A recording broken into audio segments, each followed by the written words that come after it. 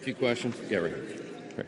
Are you at all concerned that this decision by the administration to block some of these infrastructure projects, to take some of these blue states and target them, that could backfire on the momentum you guys have to try and break the stalemate and open up the government? So the question is about the executive and the White House and what they're doing in this situation. Everybody needs to understand how this works.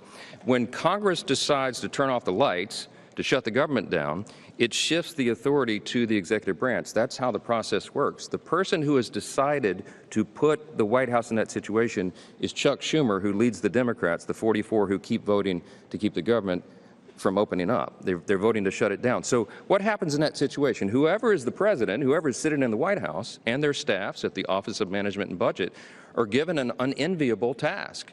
It's a regretful situation.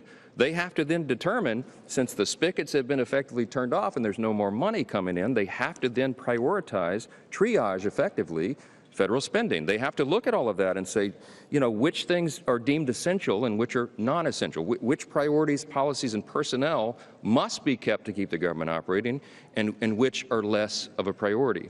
So whomever is sitting in the White House gets to then apply their lenses of review. We happen to have a Republican, a conservative administration. We're very grateful for that. We're limited government conservatives. We think the government's too big. We think the federal government is too big. It does too many things, and it does almost nothing well.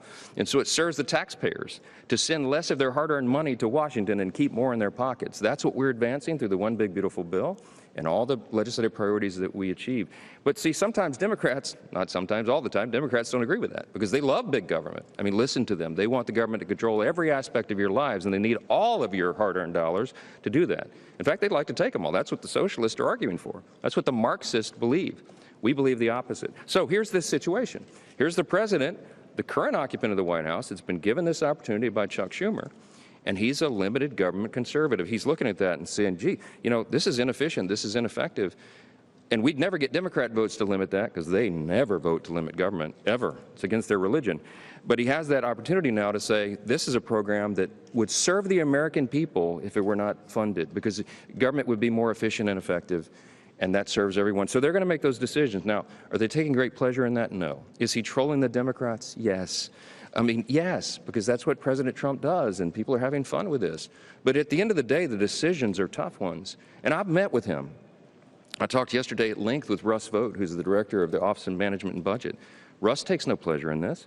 Russ wants to see a smaller, more efficient, more lean, effective federal government as we do, but he doesn't want people to lose jobs. He doesn't want to do that, but he has, that's his responsibility. So he's very carefully, methodically, very deliberately looking through that to see which decisions can be made in the best interest of the American people. That's his obligation, and that's his real desire. The president takes no pleasure in this, but if Chuck Schumer is going to give Donald Trump the opportunity to determine what the priorities are, he's going to exercise that opportunity, and that's where we are.